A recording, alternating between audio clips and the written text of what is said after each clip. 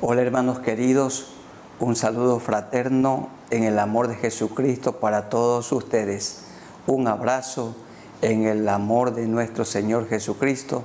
A ustedes también, amigos, bienvenidos para participar de este tiempo de la palabra del Señor, el mensaje de la palabra de Dios.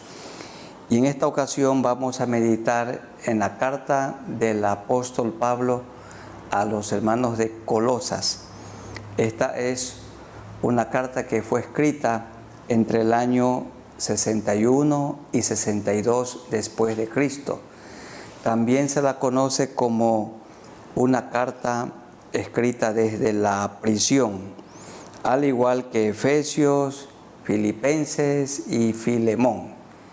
¿Qué les parece, hermanos? Pablo estaba preso, pero él dijo, la palabra de Dios no está presa. Y Pablo estaba allí en Roma, en una casa alquilada, y venía mucha gente a él. Y a los que no conocían a Cristo les predicaba el Evangelio, comenzando con el soldado que cada cierto tiempo lo cuidaba y discipulaba, enseñaba la palabra del Señor a todos los creyentes que a la prisión o a la casa donde él estaba venían. Y esta carta tiene como propósito dar a conocer la supremacía de Cristo, Cristo como la cabeza de la creación, Cristo la cabeza de la iglesia. Hay algunas reuniones en las que he participado y las autoridades siempre han dicho de la iglesia evangélica que no tiene cabeza, como otras religiones sí tienen su cabeza. Bueno, yo les he dicho que claro que la iglesia cristiana tiene cabeza y la cabeza es Cristo, como dice Colosenses 1:18. Y Él, pronombre personal que se refiere a Cristo, y Él es la cabeza del cuerpo que es la iglesia. Él es la cabeza. Él es nuestro comandante en jefe. Él es nuestro Salvador. Él es nuestro guía espiritual. Él es Dios. A Él lo adoramos. A Él lo imitamos en todo momento. Y esta carta fue escrita a una pequeña ciudad que en aquellos días estaba en plena decadencia, al igual que Hierápolis y también Laodicea. Aquí notamos que Pablo tenía preocupación tanto por las iglesias grandes como Éfeso, como Corinto y otras más, y también de Colosas, como lo dice el versículo 13, porque de él doy testimonio, hablando de Epafras, que era de Colosas, porque de él doy testimonio de que tiene gran solicitud por vosotros y por los que están en la Odisea y los que están en Hierápolis. Era la costumbre en aquel tiempo que la iglesia escuchara las cartas y el pastor se ponía de pie y leía toda la carta y hacía alguna que otra explicación. Y dice el versículo 16 del capítulo 4, cuando esta carta haya sido leída entre vosotros, haced que también se lea en la iglesia de los laodicenses, y que la de Laodicea la leáis también vosotros. Bueno, esa carta de Laodicea no la tenemos con nosotros. Y la Biblia está completa. Seguramente la carta escrita a los hermanos de Colosas también estaba dirigida a los hermanos de Laodicea y a los de Hierápolis, en lo que hoy es Turquía, en la actual Turquía.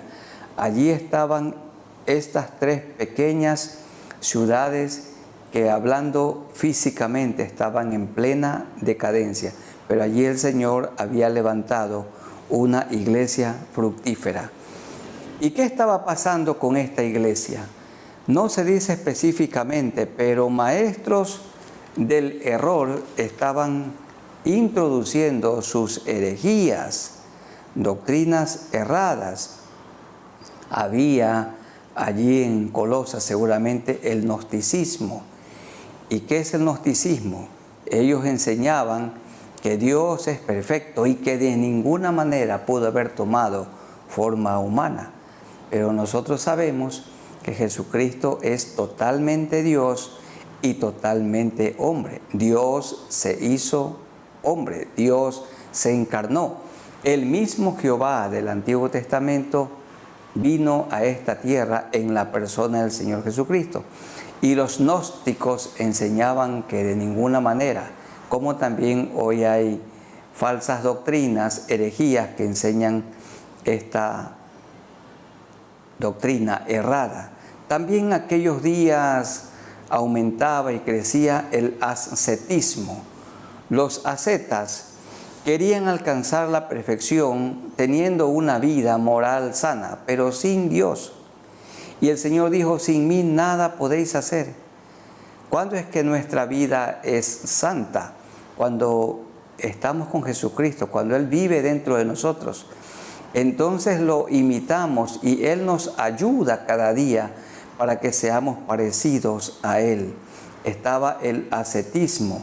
También abundaba en aquellos días el misticismo, personas que se aislaban y se iban a lugares lejanos como para no contaminarse, y también el judaísmo que enseñaba Cristo más guardar el sábado, Cristo más el día de reposo, Cristo más pero no comer algunas carnes, Cristo pero guardar las fiestas, Cristo más la circuncisión, y es Cristo más nada, porque aquí Pablo nos indica que en Cristo estamos completos, como lo dice Colosenses el capítulo 2, versículo 9 y 10, porque en Él habita corporalmente toda la plenitud de la deidad, y vosotros estáis completos en Él.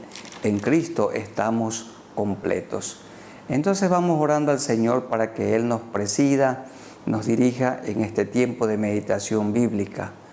Soberano Señor, que sea tu Santo Espíritu el que nos dirija al estudiar un poco esta carta. Hay doctrina y también hay desafíos para practicar la doctrina. La iglesia de Colosas estaba siendo influida por doctrinas del error, y Pablo los anima, les exhorta y les presenta a Cristo como supremo, a Cristo como soberano, a Cristo como el Dios encarnado, a Cristo como el único Salvador. Se presenta aquí en esta carta a los colosenses la supremacía de Cristo. Háblanos, Señor, por medio de tu Santo Espíritu, por medio de tu palabra, en el nombre de nuestro Señor Jesucristo. Amén. Para dar a conocer la supremacía de Cristo, Pablo les dice a los hermanos de Colosas, ¿quién es Cristo? Y esto lo podemos leer nosotros en el capítulo 1, los versículos 15 en adelante. Quiero rogarles, hermanos, que abran sus Biblias en Colosenses 1, 15 en adelante, que dice de la siguiente manera. Miren cómo Pablo expone la supremacía de Cristo. Él es la imagen del Dios invisible. La imagen, el idioma griego, es la copia exacta. Él es idéntico a Dios. Él es semejante a Dios. Él es Dios mismo.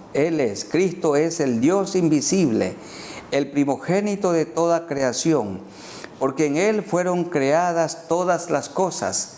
Jesucristo no es criatura, Jesucristo es creador, porque Él es Dios. Las que hay en los cielos y las que hay en la tierra, visibles e invisibles, sean tronos, sean dominios, sean principados, sean potestades, todo fue creado por medio de Él y para Él. Cristo es creador. Él hizo este infinito universo. Él hizo también este sistema solar. Él hizo los planetas que giran alrededor del Sol. Y también dice la Escritura, por Él subsisten. Quiere decir que Él los mantiene unidos en su órbita, girando cada año alrededor del Sol. Dice el versículo 17, y Él es antes de todas las cosas, y todas las cosas en Él subsisten, en Él se mantienen unidas.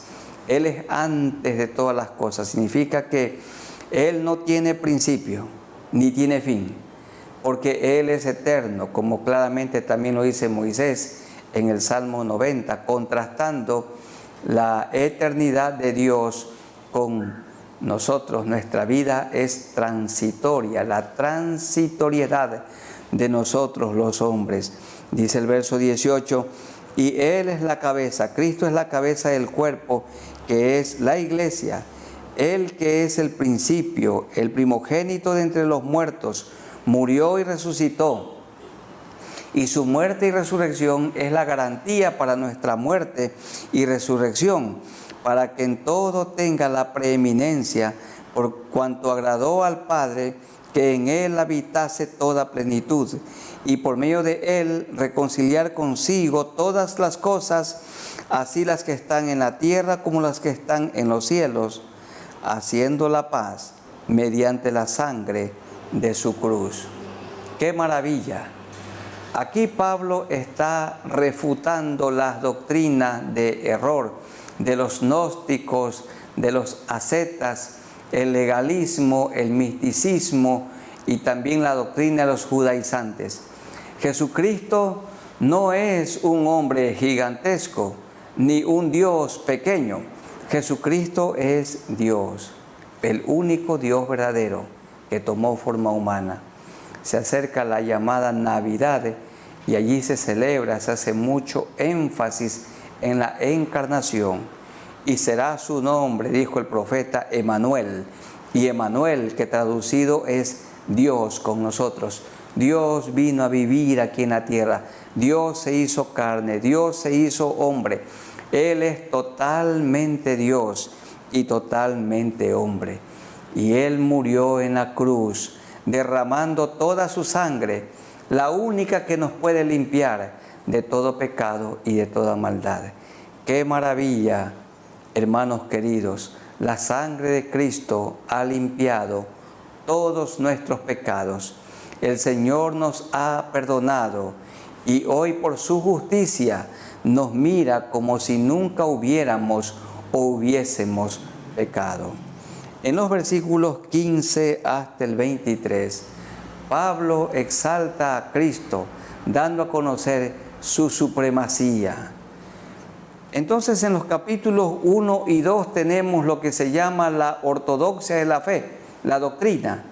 Y en los capítulos 3 y 4 tenemos la ortopraxia o la práctica de la doctrina. Una correcta doctrina nos llevará a una correcta práctica. En primer lugar, entonces, la supremacía de Cristo. En segundo lugar, hermanos queridos, como Cristo vive en nosotros, como lo dice el capítulo 3, el versículo 1 hasta el 4, si pues habéis resucitado con Cristo, buscad las cosas de arriba donde está Cristo sentado a la diestra de Dios. Poned la mira en las cosas de arriba, no en las de la tierra, porque habéis muerto y vuestra vida está escondida con Cristo en Dios. Cuando Cristo vuestra vida se manifieste, entonces vosotros también seréis manifestados con Él en gloria. Hermanos, volvamos a leer el versículo 1.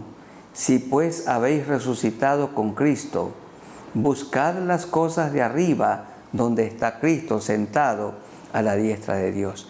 Si es que hemos experimentado el nuevo nacimiento, si nos hemos arrepentido, si hemos confesado nuestros pecados, Él nos ha perdonado. Y Él en su justicia nos mira como si nunca hubiéramos pecado. Él en su justicia nos mira como si nunca hubiéramos sido pecadores. Entonces, como ahora hemos resucitado en Cristo, por el poder de Cristo y tenemos una vida nueva, debemos de poner la mira en las cosas de arriba, no en las de la tierra. ¿Y qué implica poner la mira en las cosas de arriba? Lo que estamos haciendo en este momento, meditando en la palabra de Dios. Ponemos la mira en las cosas de arriba cuando leemos la Biblia, cuando estamos orando al Señor, cuando predicamos el Evangelio, cuando estamos enseñando la Biblia a otros creyentes, cuando estamos visitando a los enfermos y orando por ellos, cuando estamos aconsejando a las parejas y a las familias, a toda persona, cuando estamos dando nuestras ofrendas, diezmos y promesas, allí estamos buscando las cosas de arriba y no las de la tierra. Hermanos amados, nuestra vida aquí en la tierra es corta y pasajera, es efímera, es transitoria y tenemos que poner la mira en las cosas de arriba. También como dice la carta o epístola a los hebreos, dice: puestos los ojos en Jesús, el autor y consumador de la fe. Y Jesús lo recordó en el Sermón del Monte: busquen primeramente el reino de Dios y su justicia, y las demás cosas vendrán como añadidura. ¿Qué vendrá como añadidura? La comida, el agua, la ropa, el vehículo, la casa, algún título académico. Todo esto es añadidura, pero hay que buscar primero el reino de Dios. Y dice el verso 4, cuando Cristo vuestra vida se manifieste, entonces vosotros también seréis manifestados con Él en gloria. Jesucristo murió y resucitó con un cuerpo glorificado. Nosotros moriremos y también vamos a resucitar con un cuerpo inmortal, apto para vivir en el cielo. Por esto Pablo continúa diciendo, en lo que tiene que ver con la ortopraxia de la fe, la práctica de la doctrina, verso 5, haced morir, hagan morir pues lo terrenal en vosotros. ¿Qué hay que hacer morir? La fornicación, la infidelidad conyugal, la inmoralidad sexual, la impureza, pasiones desordenadas, malos deseos y avaricia, que es idolatría, cosas por las cuales la ira de Dios viene sobre los hijos de desobediencia, en las cuales vosotros también anduvisteis en otro tiempo cuando vivíais en ellas. Cuando estábamos en el pecado, practicábamos estas cosas. Pero no solamente hay que abandonar los pecados escandalosos que se nombran en el versículo 5, como la inmoralidad sexual, la fornicación, que la pornografía, el adulterio y otros más. Dice el verso 8, pero ahora dejad también vosotros todas estas cosas. También hay que hacer morir la lista del versículo 8. ¿Qué hay que hacer morir? La ira. Dejad también la ira, el enojo, la malicia, blasfemia. Hay que dejar las palabras deshonestas, palabras que no edifican, de vuestra boca. Hay que abandonar la mentira. No mintáis los unos a los otros, habiendo despojado del viejo hombre con sus hechos y revestido del nuevo, el cual conforme a la imagen del que lo creó, se va renovando hasta el conocimiento pleno. Entonces hay que hacer morir aquellos pecados que parecen que no son pecados, como la ira y el enojo. Cuando una pareja se enoja y no se reconcilian inmediatamente, aprenden a estar enojados una hora, después un día, después una semana, después un mes y después terminan divorciándose. Entonces, más adelante en este pasaje el Señor nos dice que hay que perdonarse los unos a los otros. Continúa con la doctrina práctica el apóstol Pablo y dice el verso 12, vestíos pues como escogidos de Dios, santos y amados, de entrañable misericordia, de benignidad, de humildad, de mansedumbre, de paciencia. Pablo aquí está diciendo que debemos producir el fruto del Espíritu Santo, que es amor, gozo y paz, paciencia, benignidad, bondad, fe, mansedumbre, templanza o dominio propio. Entonces tenemos que nosotros ir creciendo, que el fruto del Espíritu Santo vaya madurando en nuestra vida. Dice el verso 13, soportándoos unos a otros y perdonándoos unos a otros, si alguno tuviere queja contra otro, de la manera que Cristo os perdonó, así también hacedlo vosotros. Amados hermanos, no es el tiempo el que borra las faltas, sino el perdón. Cuando ofendemos, tenemos que pedir perdón, y cuando nos ofenden, tenemos que perdonar en nuestro corazón. El perdón es liberador. Qué hermoso es vivir en paz. Una persona que no perdona es una persona que vive en amargura y no será libre hasta que le pida perdón al Señor y le pida perdón a la persona a quien ha ofendido. Entonces hay que perdonar. La palabra dice también, Jesús lo dijo en su Sermón del Monte, en Mateo 5, 6 y 7, si traes tu ofrenda al altar y allí te acuerdas que tu hermano tiene algo contra ti, deja la ofrenda y anda, reconcíliate primero con tu hermano, y entonces ven y presenta tu ofrenda. Ponte de acuerdo con tu adversario pronto. Aquí habla de perdonarse los unos a los otros, así como Cristo nos ha perdonado. Hermanos, les animo y ustedes oren por mí para que yo siempre tenga un corazón perdonador. Hay gente que habla mal de nosotros sin causa. Hay gente que nos calumnia. Hay gente que nos odia. Hay gente que nos ha hecho mal. Pero nosotros tenemos que pagarles con un bien. Tenemos que perdonar en nuestro corazón, porque nuestros pecados han sido perdonados por Cristo. Y si nosotros no perdonamos a otros, tampoco Él nos perdonará a nosotros. Y para que esto suceda, es necesario lo del verso 16. La palabra de Cristo more en abundancia en vosotros, enseñándoos y exhortándoos unos a otros en toda sabiduría, cantando con gracia en vuestros corazones al Señor, con salmos. Son 150 canciones los salmos, 150 salmos. Hay que cantar también himnos y cánticos espirituales. Y todo lo que hacéis, sea de palabra o de hecho, hacerlo todo en el nombre del Señor Jesús, dando gracias a Dios Padre por medio de Él. Entonces, que tengamos un corazón perdonador, un corazón lleno de amor, y que la palabra more en abundancia en nosotros.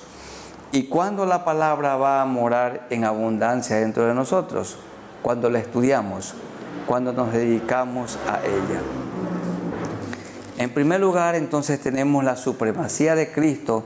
En segundo lugar, debemos de vivir con la mira puesta en las cosas de arriba. En tercer lugar, Pablo nos habla del rol que cada persona tiene dentro de la familia. Cada miembro de la familia tiene su responsabilidad. También en medio de la comunidad en la que vivimos, los trabajadores, empleados, obreros, siervos, tienen su responsabilidad delante del patrón.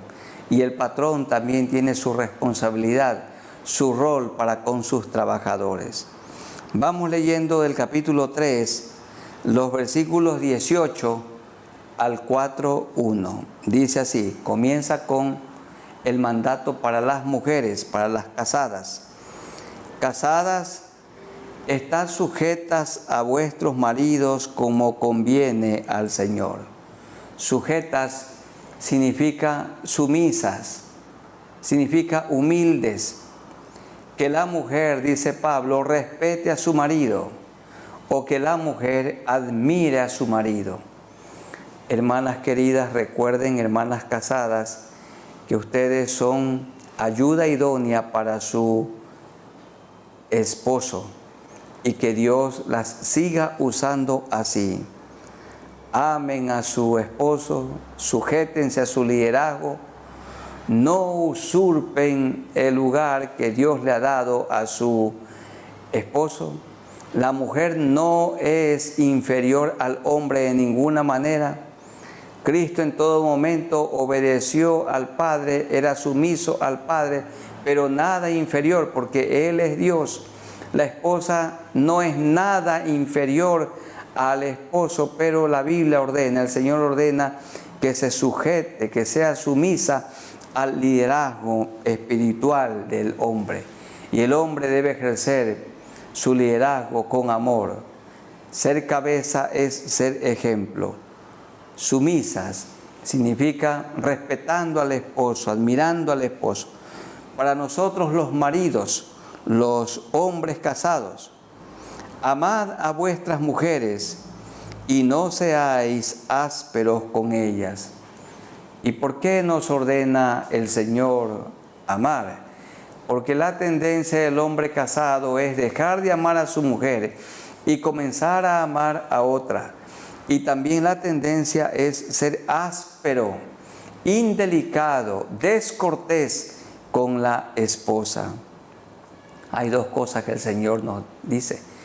El hombre, nosotros los esposos, tenemos que amar a nuestra esposa como Cristo amó a la iglesia, al punto que estuvo dispuesto a entregarse, a morir por ella. ¿Está usted dispuesto a morir por su esposa? ¿Estoy yo dispuesto aún a morir por la esposa que el Señor me ha dado? Este es el amor de Dios, el amor ágape. Un amor que todo lo sufre, todo lo soporta, todo lo cree. Este amor que nunca deja de ser y que no hace nada indebido. Y tenemos que ser tiernos y delicados. Tratar a la esposa, no maltratarla, tratarla con delicadeza, con ternura. Dice Pablo, como a vaso más frágil. Para los hijos, un mandamiento. Hijos, obedeced a vuestros padres en todo.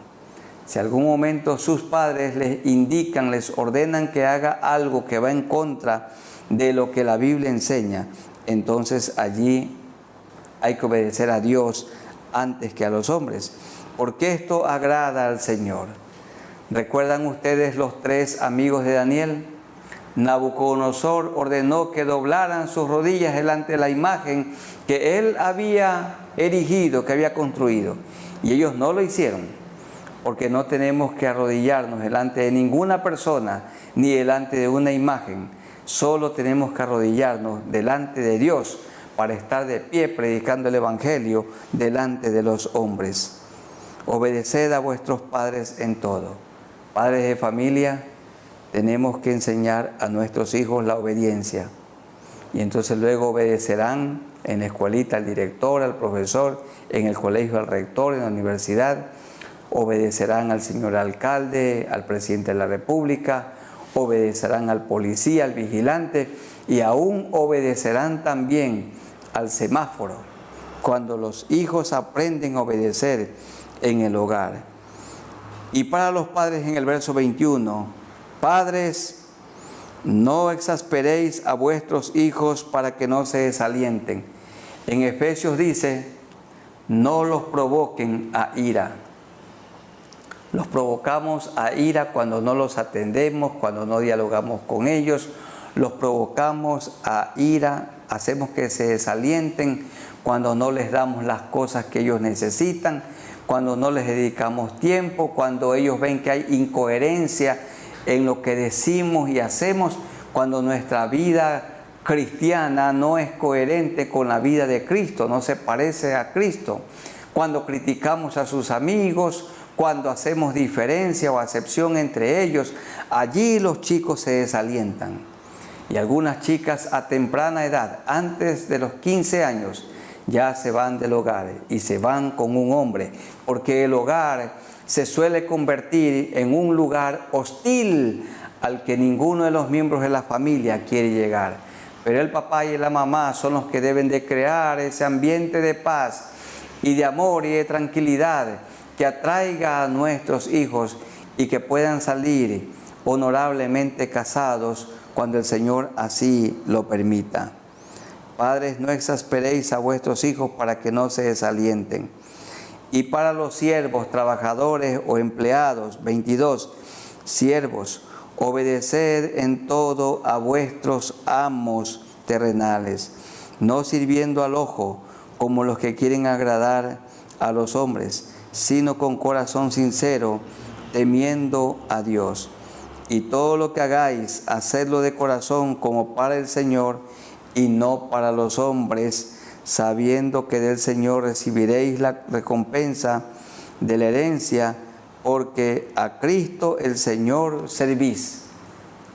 Está aquí diciendo Pablo, el Señor nos está recordando que el que tiene un patrón, sírvale mejor, ámelo, trabaje fuerte para que su patrón prospere, ayudarlo para que no quiebre, cuidar los intereses de su patrón, las herramientas de su patrón, las cosas de su patrón, para que su patrón pueda prosperar y pueda implementar otra empresa, otro negocio, otra fábrica, y puedan ser llamados otros trabajadores, otros jóvenes profesionales para que sean parte de esa nueva empresa. Hermanos queridos, hay que orar por el patrón, por el amo, y hay que ayudarlo, sostenerlo para que él no quiebre. Y 4.1 dice, amos, haced lo que es justo y recto con vuestros siervos, con vuestros trabajadores y empleados, sabiendo que también vosotros tenéis un amo en los cielos. Bien, entonces, lo justo y recto. Los trabajadores deben tener una relación de dependencia. Significa estar afiliados al Seguro Social y tener su compromiso, tener su descripción de su trabajo y por supuesto firmar su contrato y todo eso. Y el patrón no debe amenazar a su trabajador porque Cristo no lo hace así con nosotros. ¿Qué quiere Dios? Que cada uno dentro del matrimonio y en la sociedad en la que vivimos cumpla con su rol. Que la esposa sea sumisa, que respete a su marido, que admire a su marido, que el hombre ame a su esposa y la trate con delicadeza, que los hijos obedezcan al papá y a la mamá en todo momento, y también que los padres no los provoquemos a ir a nuestros hijos, sino que los criemos en disciplina y amonestación del Señor. Que los siervos trabajen como para el Señor, como si su patrón fuese el Señor Jesucristo, y que los patrones o los amos hagan con sus trabajadores lo justo y recto delante del Señor. Si hacemos esto, bien nos irá. Y la última parte que queremos meditar es del capítulo 4, los versículos 1, 2 al 6 del capítulo 4. Le habla a la iglesia de Colosas y a nosotros: perseverad en la oración, velando en ella con acción de gracias, orando también al mismo tiempo por nosotros, para que el Señor nos abra puerta para la palabra, a fin de dar a conocer el misterio de Cristo, por el cual también estoy preso, el Evangelio predicado a los gentiles, para que lo manifieste como debo hablar. Andad sabiamente para con los de afuera, redimiendo el tiempo. Quiere decir que el tiempo tiene que estar bajo nuestra administración. Recuerden, hermanos queridos, que el tiempo es nuestro siervo. Nosotros lo gobernamos, nosotros lo administramos. El tiempo no tiene que gobernarnos a nosotros, sino nosotros al tiempo. Nosotros le ponemos un horario a cada tiempo. Y de igual manera el dinero no tiene que gobernarnos, nosotros lo gobernamos, nosotros lo dominamos. Entonces dice, andad sabiamente para con los de afuera, redimiendo el tiempo. sea vuestra palabra siempre con gracia. Quiere decir que el creyente debe hablar con amabilidad, con bondad, con cortesía, con respeto. Tenemos que aprender a saludar, Sea vuestra palabra siempre con gracia, sazonada con sal, para que sepáis cómo debéis responder a cada uno. Hermanos, que la gente con quienes nos relacionamos cada día vean que nosotros somos amables, que somos personas corteses, que somos personas educadas, que somos personas respetuosas, porque somos discípulos de Cristo. Que respondamos siempre con amabilidad, con bondad y con verdad. Que el Señor nos ayude y que seamos un buen testimonio en medio de la comunidad en la que vivimos. Entonces, Pablo procura presentar a Jesucristo como el Supremo y da a conocer en esta pequeña carta su supremacía. Cristo es la cabeza. Él no es creado, Él es creador. Él es el Dios preexistente. Él no tiene principio ni fin. Dios se encarnó, Emmanuel, Dios con nosotros. Y Él vino para darnos ejemplo, para que nosotros sigamos sus pisadas. Y vino a morir en la cruz y derramar su sangre, la que nos ha limpiado de todo pecado y de toda maldad. En segundo lugar, debemos buscar las cosas de arriba y hacer morir el pecado en nosotros, tener una vida agradable delante de Él, una vida de amor, una vida de perdón. Y en tercer lugar, debemos vivir santamente y cumplir con nuestro rol dentro del hogar. Cada uno tiene su responsabilidad y cuando en el hogar cada uno cumple con su parte, hay armonía, hay paz, como lo hemos mencionado anteriormente, y que todos permanezcamos en oración, como dice el capítulo 4, el versículo 2, perseverad en la oración, velando en ella con acción de gracias. Y vamos a hacerlo así, como Pablo lo ordena, como el Señor lo ordena. Les ruego que inclinemos nuestros rostros y oremos al Señor. Soberano Señor, muchas gracias por esta carta en la que Pablo te presenta a ti como supremo.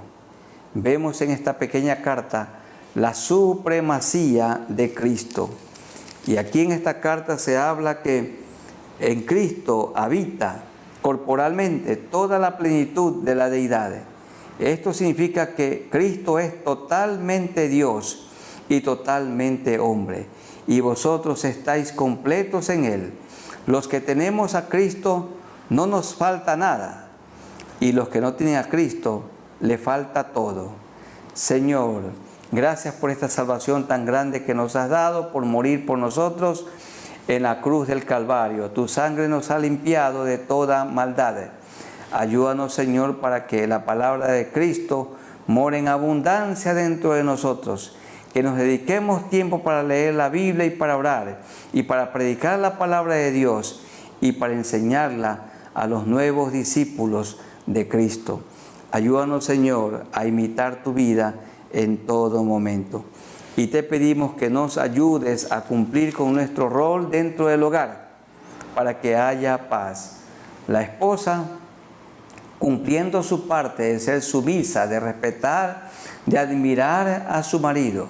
Nosotros los hombres, amando a nuestra esposa y tratándolas con delicadeza en todo momento, siéndoles muy fieles, Señor.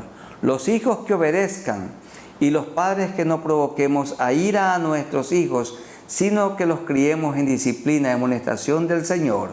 Oramos, Señor, para que los trabajadores, los obreros, puedan respetar a su patrón y puedan trabajar fuerte para que su patrón no quiebre, para que él pueda multiplicar su negocio, y también los amos que puedan hacer lo justo y recto delante de ti.